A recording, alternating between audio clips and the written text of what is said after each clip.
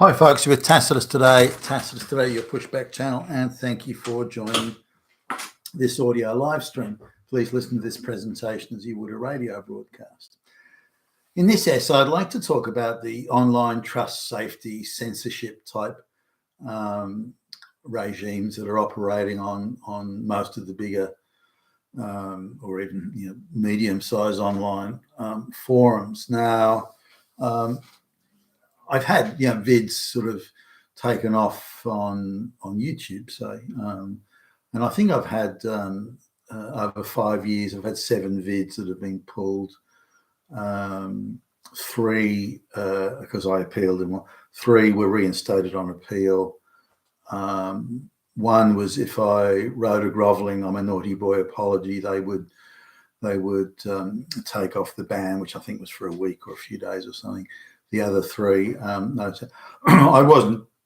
They don't tell you what. They just say you're not in conformance or compliance with our terms and service conditions and so on, our policies. But they don't tell you what. They don't tell you how. Was there a word in the video that was there an image or something? What was it exactly? And then can you point to the policy? You use this word in the video, and that contravenes policy number 99 on page 10. That type of thing. That's the sort of feedback. Then I know I don't want to get the videos. I don't want to make videos, put money into doing videos that get pulled down, or for that matter to be put on ice for a week waiting for the ban to pass or something like that. I don't want to go through that aggravation. So it's better that I know, and then I know where the transgression lines are, then I won't cross them. It's in my interest, it's in their interest, in everyone's interest to know exactly what the rules are and how they will be applied. For example, there are videos out there that say the most terrible things about white people, particularly white men. There are videos out there of the most shocking animal cruelty, and yet they don't get taken down. But if you make what they say is an unflattering reference to a minority group, then you could be taken down within minutes of putting the video up. But in my view, why don't they take down all the animal cruelty videos? There are videos that I would regard as pornographic that children can access. Why aren't those taken down? So it's a very, very selective type thing. If you oppose globalist ideology, they'll take it down. But you can do, again, the most shocking animal cruelty videos, and I'm astonished that they stay up. And again, the most terrible videos denouncing, exhorting people to go out and kill straight white men, and those videos don't get taken down. Why not? Anyway, a colleague and I wrote a post together, and we posted something, and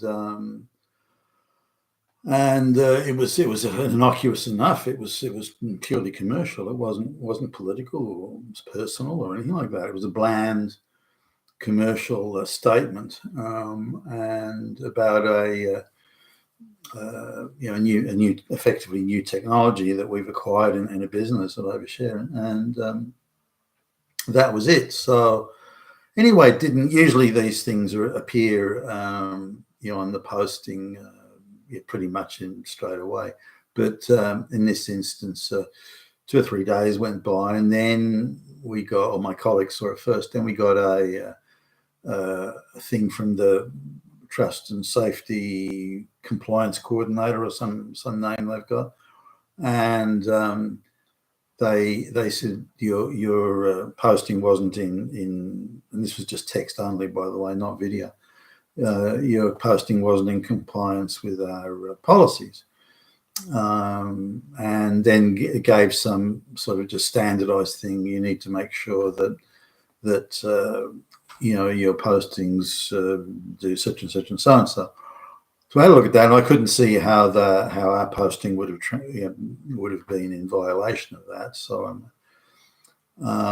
So my colleague emailed back saying, okay, well, accept your ruling, but in what way is the the posting non-compliant, and what particular policy, because their policies go like their phone book size, what particular policy has been transgressed, or is it a vague transgression, or a sort of maybe line ball type thing? Is it a gross, just so we know. And again, we don't want to spend our time making posts and have them refused or cancelled or taken down. We don't want that. And the clearer our understanding of what the rules are, then the less likely it is that we'll be in violation in future. That's the way I perceive it anyway. And I think that's an eminently sensible way of viewing it. But now I think it's a bot we were dealing with, but the image that they're putting up is a who gives his name, by the way. The guy gives his name, and he's from the United States, and he would be, I don't know, mid-40s or something like that. It didn't take very long looking online to find out he's a very well-known, prominent LGBTQ activist. So once on seeing that, we looked to see, was there anything in the posting that could be construed, no matter how much of a stretch could be construed as being somehow anti-LGBT. And we couldn't see anything in there. So we're still none the wiser. Anyway, he responded back, or the bot did, the bot responded back saying that he reviews, hundreds of these things. He's got no time to bother with it. He's forgotten it anyway. And if you don't know how you've transgressed, why should I tell you? Why don't you, read the policies again and work it out for yourself? Quite a snotty attitude, I thought, quite unhelpful. But the tone of the thing was, how dare you defy me? By asking questions, you're defying me. I don't have to justify myself to you. You're the one that's transgressed. I'm the demigod pointing out the wickedness of your ways. That was the overall sort of approach. So we were quite shocked to getting a response. We didn't think we'd hear anything like you don't from YouTube, or at least I haven't. So he, again, my colleague then drafted another one saying, look, it is helpful if we know what the transgression is or the violation is. So if you tell us, then again, we can avoid these things in the future. And by the way, we're not trying to, defy you or push back or something. We just want to know, because at the moment we don't. Then the comeback was even snottier again. Well, if you can't read, that's not my problem. And the guy's really touchy and really snotty, getting really catty, I said to my colleagues, my business colleagues, look, this has got to be a bot. It's been programmed by some schoolgirl or first year gender studies student or something like that. This can't be a man of this age. And I mean, even considering the gay activist stuff, now there are a couple more exchanges where he came back with the same stuff, where you must be you're just trying to escape responsibility for your Nazi-ness. You're just refusing to, I don't care if you don't want to. And it was, and then the guy sweat the last one. He said, look, don't think you can get away with this, and I'm going to hold you to account, and I'm not going to let you get away with it. I'm not going to let you do bad things. Like, I know you want to do really bad things, but I'm not going to let you. Fuck. I mean, this is the standard of activist courtrooms these days, I think. But I was sort of chuckling to myself. The guy is just, or the bot again, whoever it was, and could be a snot-nosed, college kid, lesbian or something. But the responses were, again, very touchy, very prickly, and I'm a god, and I'm not going to let you do evil things, you evil doer. And I'm going, and don't think you can, how dare you defy me, and I'm a god, I never make mistakes, you are the bad one, I am the good one. And this very much typifies, I think, woke activism today.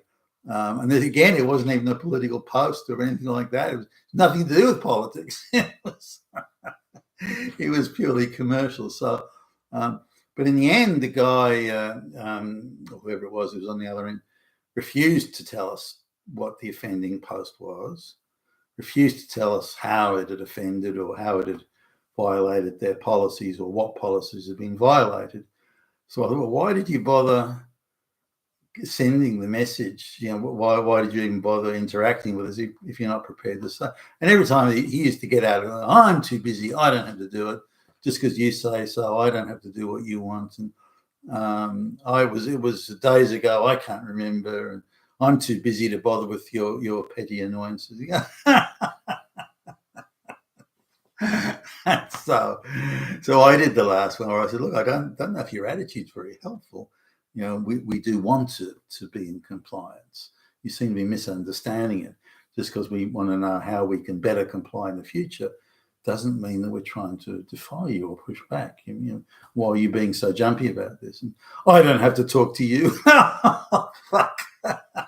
And that was it. But what came out of this is the holier than thou attitude. I'm a demigod.